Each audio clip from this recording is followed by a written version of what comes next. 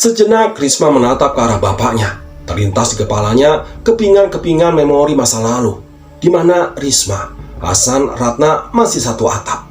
Mereka bercanda gurau, tertawa, bermain bersama. Ingin rasanya ia kembali ke masa-masa itu. Namun, karena kehadiran Salma, kehidupan keluarga kecilnya hancur berantakan. Risma beralih menatap dua orang tua lainnya. Dengan sunggingan sinis, Risma berucap, "Bakung, Mbah Dok." Panggil Risma. "Anak kalian mati di tangan anaknya sendiri." Sambil tertawa, Risma lalu mengangkat boneka kapan itu dan slep. Paku tertancap tepat di kepala rajutan boneka kapan. Seketika nyawa Hasan melayang. Risma menatap jasad bapaknya yang masih terduduk. "Maafin aku ya Pak." Sambil tertawa, tak mau berlama-lama, Risma mengambil dua rajutan boneka kapan sekaligus. "Biar kalian matinya bareng." Risma mengambil garpu dan menusuknya secara bersamaan.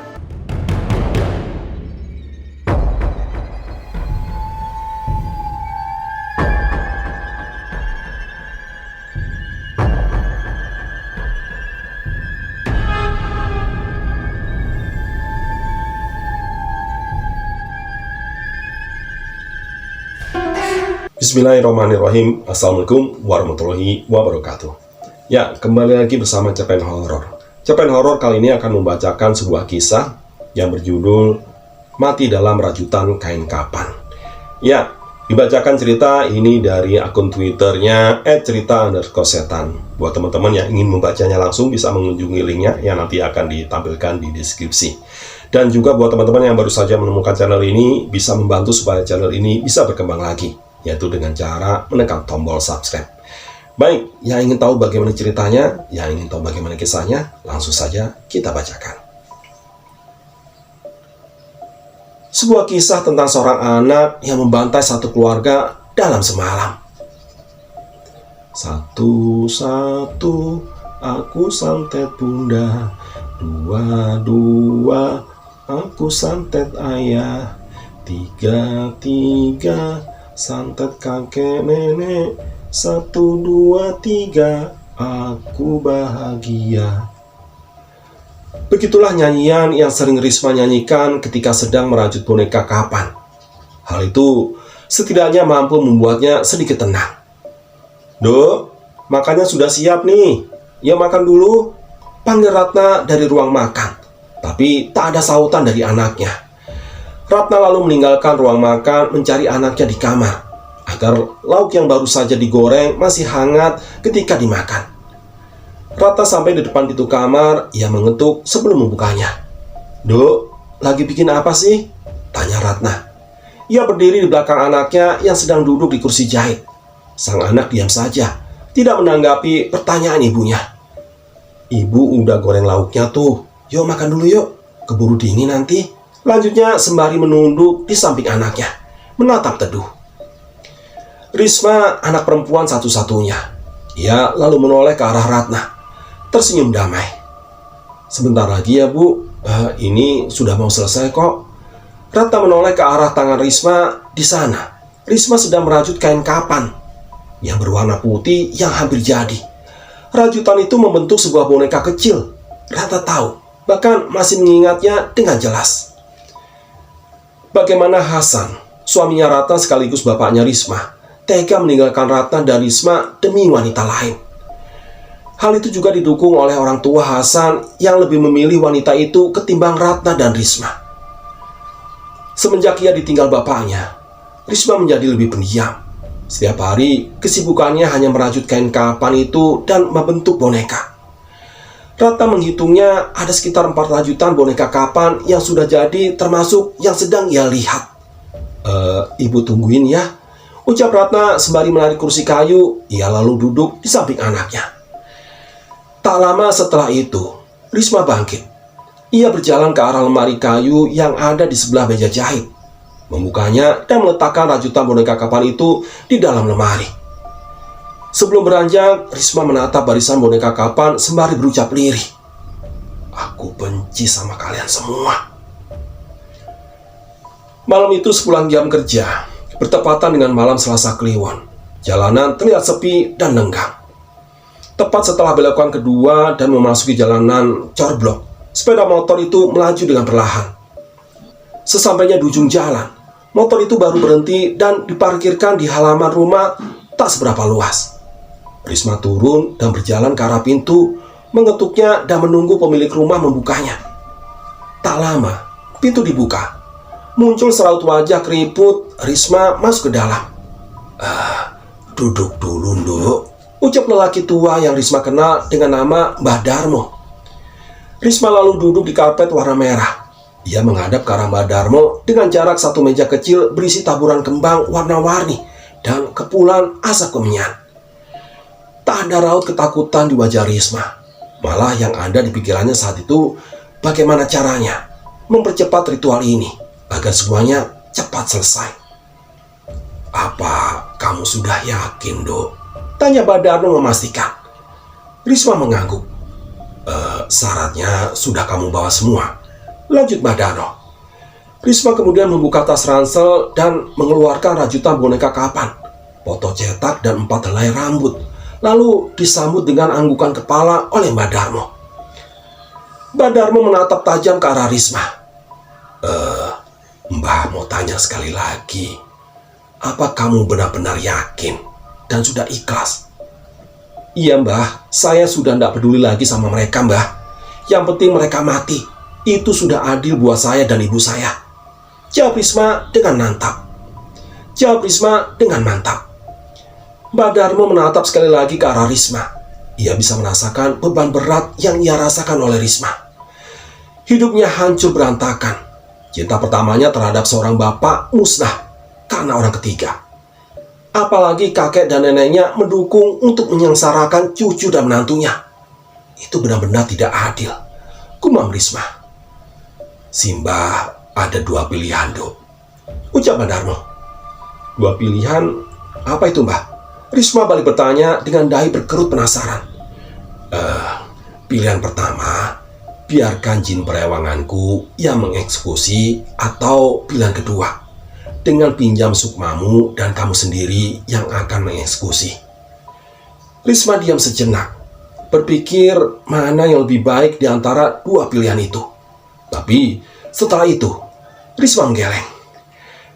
Saya punya pilihan sendiri, Mbah. Seakan tahu apa yang sedang dipikirkan Risma, Mbah Darmo mengangguk paham. Ya sudah, baiklah, kalau itu maumu, akan Simbah kabulkan. Kalau begitu, mari, ayo, ikut Simbah. Malam ini ritual basuh raga, ujar Mbah Darmo sekaligus menutup perbincangan malam itu. Risma bangkit dan berjalan mengikuti Mbah Darmo. Sesampainya di belakang, di sebuah pondok kecil berdinding anyaman bambu, yang di dalamnya terdapat sebuah gentong berukuran besar. Risma sejenak tertegun. Ada rasa sedikit takut ketika Mbah Darmo memberi penjelasan tentang ritual yang harus Risma jalani. Tapi setelah berpikir kembali tentang pilihannya sendiri, Risma melangkah maju. Bagaimana, Dok? Sudah siap? Tanya Mbah Darmo pelan, namun sempat membuat Risma sedikit terkejut. Tak ada jawaban, tapi dari anggukan Risma sudah cukup untuk mengisyaratkan Mbah Darmo. Perlahan diiringi oleh suara nyanyian serangga malam, Risma melepas satu persatu pakaiannya. Dingin begitu menusuk tulang saat guyuran demi guyuran air bertabur kembang membasahi kulit Risma. Matanya terpejam, bibirnya bergetar mengikuti kalimat-kalimat mantra yang diucapkan oleh Mbah Darmo dari luar bilik. Tak lama setelah selesai bergumam membaca mantra, Risma merasakan ada sapuan angin menerpa wajahnya. Bersiaplah, Dok. Sebentar lagi yang akan membantumu datang. Tak lebih dari 1 menit, satu hempasan angin beraroma kembang seketika mengejutkan Risma. Tubuhnya terasa panas, kaku, dan sesak. Tapi tidak lama, Risma mendengar suara gemerincing bersambut alunan gamelan, membuat tubuhnya bergerak mengikuti. Risma sadar jika apa yang tengah ia lakukan bukan kehendaknya, melainkan ada energi lain yang menggerakkan tubuhnya. Risma menari, ia terus berlenggak-lenggok, sampai akhirnya tubuh Risma terdiam ketika bersamaan suara gamelan itu berhenti. Dok, sudah selesai. pakai lagi pakaianmu dan ikut Simbah ke depan, ya. Ucap Bandarmo dari luar bilik. Mulai sekarang sudah ada yang membantumu. Kodam itu akan melakukan apapun yang kamu suruh, Dok, kata Bandarmo sembari menjulurkan tangannya, memberikan sebuah kotak kayu pada Risma. Ini apa ya, Mbah? Tanya Risma sembari perlahan membuka kotak kayu pemberian Bandarmo. Itu isinya rajutan boneka kain kapan yang sudah Simbah bacakan mantra. Kamu sudah paham, Dok, cara pakainya? Tanya Bandarmo. Risma mengangguk. Mudah saja, seperti pada film-film horor yang pernah ia lihat. Tinggal tusuk pakai paku pada boneka kapan itu, pikirnya. Dibarengi dengan anggukan kepala, Bandarmo mengiyakan apa yang sedang Risma pikirkan. Risma sudah punya caranya sendiri untuk mengakhiri, tinggal tunggu mainnya saja. Sekarang pulanglah. Suara berat Bandarmo akhirnya membuat Risma bangkit dan berpamitan sebelum akhirnya berlalu pergi. Satu keanehan seketika dirasakan Risma. Manakala ketika ia keluar dari rumah Bandarmo, Risma mendadak merasakan ada energi besar yang membuatnya ketakutan. Sebab ia tahu betul, jika di sekitar tempat itu mendadak dipenuhi oleh sosok-sosok terbungkus kain kapan berjumlah puluhan yang sedang melayang-layang di atas rumah Bandarmo. Tak hanya itu saja, hilir mudik dari beberapa sosok layaknya sebuah perkampungan semakin membuat Risma ketakutan. Buru-buru lalu Risma menghidupkan motornya dan segera menarik tuas gas meninggalkan perkarangan rumah Bandarmo. Sampai tiba di ujung jalan, lagi-lagi Risma dikejutkan oleh satu pemandangan menakutkan, di mana tepat di depannya puluhan sosok wanita dan lelaki berpakaian compang-camping berbaris di bawah pohon. Risma yang sudah dipenuhi rasa takut terus melanjutkan motornya. Ia tidak berani menoleh apalagi berbalik. Seumur hidupnya, Risma belum pernah merasakan setakut ini, sampai membuat tubuhnya seolah-olah mati rasa. Dari mana, Dok? Kok jam segini baru pulang? Pertanyaan itu pertama kali Risma dengar sesaat setelah ia masuk ke dalam rumah. Risma terdiam di ambang pintu. Ia berpikir alasan apa yang logis untuk menjawab pertanyaan ibunya.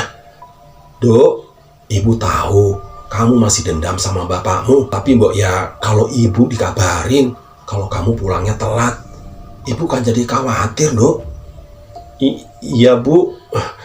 Maafin Risma. Risma mandi dulu ya, Bu. Jawab Risma langsung nyelonong masuk ke dalam kamar. Ratna terdiam, bukan karena ucapannya, melainkan ada satu hawa aneh yang ia rasakan dari tubuh anaknya. Pandangannya mengikuti gerakan Risma. Wajah Risma yang pagi tadi terlihat murung, kini nampak senang.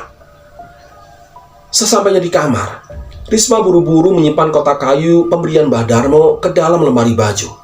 Namun, baru saja berbalik dari lemari, tepat di depannya Risma sejenak berdiri mematung. Kepalanya perlahan diangkat, tubuhnya gemetar.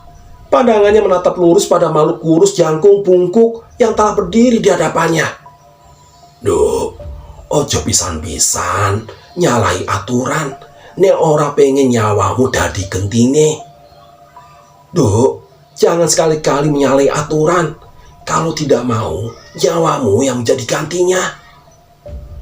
Itu jadi pengingatmu, ujar kembali sosok itu sebelum menghilang. Risma cepat-cepat menuju kasur, menutup seluruh tubuhnya dengan selimut, berharap cepat terlelap dan bangun keesokan paginya untuk segera melanjutkan misinya. Di sebuah rumah bertingkat 2, keluarga Hasan sedang duduk bersama menikmati pergantian malam di ruang keluarga. Mereka tertawa bersama, saling berbagi cerita sembari menonton televisi. Tak lama dari itu, terdengar suara ketukan pintu dari luar. Hasan bangkit dan berjalan menuju pintu depan untuk membukanya. Terjadi jeda beberapa detik ketika Hasan melihat ternyata tamu yang datang adalah Risma, anaknya. Mereka berdua saling menatap. Ada rasa canggung di antara keduanya. Siapa, Mas, yang datang? Terdengar suara perempuan dari dalam. Salma, istri kedua Hasan, bertanya memastikan. Tidak ada jawaban dari Hasan. Salma pun bangkit dan menyusul suaminya. Loh, ada Risma. Kok nggak disuruh masuk, Thomas? Ucap Salma menyerobot. Gimana Thomas Hasan ini? Lanjutnya sembari menarik pelan lengan Risma mempersilahkannya masuk. Di dalam rumah, Risma duduk di ruang tamu. Hasan, Salma, dan Risma. Mereka mengobrol panjang lebar. Tak lama setelah itu, Narti, orang tua Hasan atau mertua Salma, muncul dari ruangan lain dan menyuruh mereka semua untuk makan malam. Risma berkata dalam hati, sebentar lagi tujuannya akan tercapai.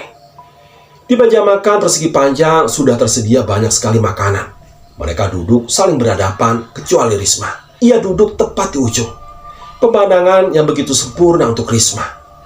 Sudah ngobrolnya. Sekarang kita makan dulu, ujar Hasan mempersilahkan. Mereka lalu mengambil makanan. Sedangkan Risma, ia menatap mereka berempat bergantian sambil menyunggingkan senyuman.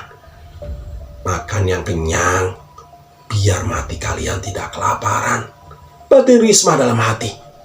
Loh, Risma kok ndak makan? Tanya Salma mengejutkan. Risma mengangguk lalu mengambil beberapa lauk. Tak lama setelah itu, ketika mereka masih duduk di ruangan makan sambil bercerita satu sama lain, Risma menantikan momen ini. Momen saat-saat terakhir mereka bersenang-senang dahulu, lalu mati kemudian. Bibir Risma komat kamit, membaca mantra pengikat sukma. Sedetik kemudian, Hasan, Salma, dan kedua orang tuanya mendadak membeku diam, namun mata mereka masih bergerak. Risma tersenyum. Ia lalu mengeluarkan kotak kayu yang sedari tadi ia bawa, meletakkannya di atas meja dan mengeluarkan rajutan boneka kapan. Risma lalu bangkit dari duduk, membenarkan posisi duduk mereka berempat menghadap ke arah Risma. Siapa dulu nih yang mau mati?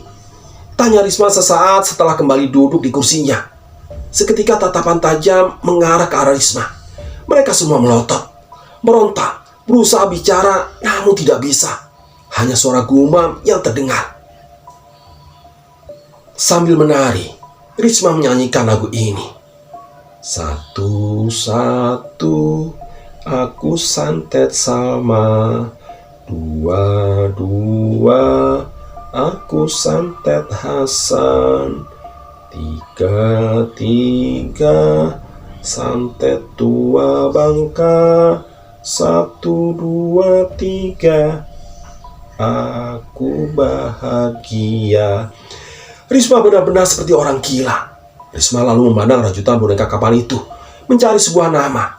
Salma. Ya, Salma menjadi korban pertamanya. Risma mengambil keris berukuran kecil yang ada di dalam keris tembus ke belakang. Seketika mata Salma bolong dan darah muncrat kemana-mana. Tak hanya di situ saja. Ketika tubuh Salma mengejang hebat, Risma kembali menguruskan keris itu berkali-kali di bagian tubuh lainnya, membuat Salma langsung mati di tempat. Mata Hasan dan kedua orang tuanya yang melihat langsung melotot, seakan tidak percaya dengan apa yang mereka lihat. Mereka menggerung seakan meminta tolong untuk menghentikan semuanya. Namun tetap saja, Risma tidak menggubris. Risma mengambil rajutan boneka kapan sambil melantunkan bait kedua. Dua, aku santet Hasan. Sejenak Risma menatap ke arah bapaknya. Terlintas di kepalanya kepingan-kepingan memori masa lalu, di mana Risma, Hasan, dan Ratna masih satu atap. Mereka bercanda gurau, tertawa, bermain bersama. Ingin rasanya ia kembali ke masa-masa itu. Namun, karena kehadiran Salma, kehidupan keluarga kecilnya hancur berantakan. Risma beralih menatap dua orang tua. Risma merucap, Mbako, Mbadok, panggil Risma. Anak kalian mati di tangannya anaknya sendiri. Sambil tertawa, Risma lalu mengangkat boneka kapan dan klep. Paku tertancap tepat di kepala rajutan boneka kapan. Seketika nyawa Hasan melayang. Risma menatap jasad bapaknya sambil terduduk. Maafin aku ya. Maafin aku ya. Sambil tertawa. Tak mau berlama-lama, Risma mengambil dua rajutan boneka kapan sekaligus. Biar kalian matinya bareng ya. Risma mengambil garpu dan menusuk hidung dua orang tua itu. Risma lalu berdiri, melantunkan bait terakhir. 1, 2, 3, aku bahagia. Malam itu menjadi malam paling tragis, di mana seluruh anggota keluarga Hasan dibantai dengan santet rajut kapan oleh Risma. Dengan berjalan gontai, Risma keluar meninggalkan rumah mantan bapaknya. Ya, demikianlah cerpen horor kali ini. Sampai ketemu lagi di cerpen horor